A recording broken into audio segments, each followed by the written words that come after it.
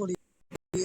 কালকে রাত্রেবেলা ওই যে মেয়েটা আসলো ওকে আমি জানি না আরে এমনি। তুমি কাকে কি কিস করো না করো সেটা বলছি না, তুমি তো একে কিস করার রিমোট দিয়েছিলে, তো অ্যাকসেপ্ট করেনি, তো নিজে বলছে মুখে, তোমার সামনেই তো বলছে।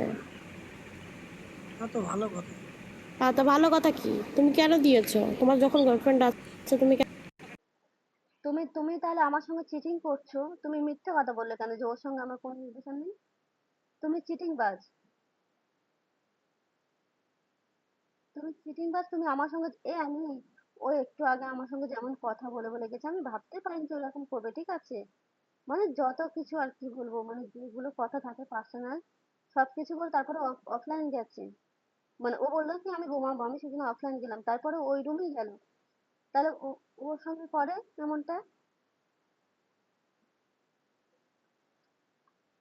আরে শোন না, ও না লিখলেও কোনো ব্যাপার নয়। আমার প্রথম থেকেই যত কিছু হয়েছে আমার সব মানে আমার রেকর্ডিং করা আছে। আমি ওটা টিভিতে মানে লাগিয়ে দেবো, দেখে নিবি, ঠিক আছে?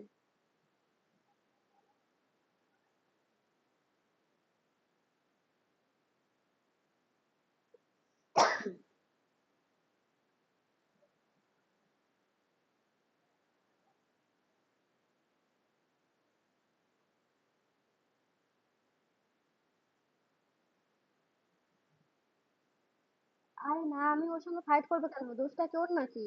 ওর দোষ নয়। ওর যদি দোষ হতো ও ও তাহলে বলতো না এসব কথা।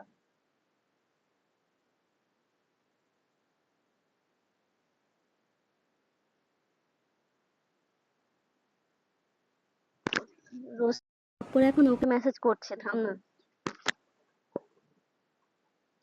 আরে তুই জানিস না, একে কিস করা রিমোট ফিমোট দিয়ে কেলেঙ্কারি, মানে এই রুমে গিয়ে তারা তোকে পাঠাচ্ছে।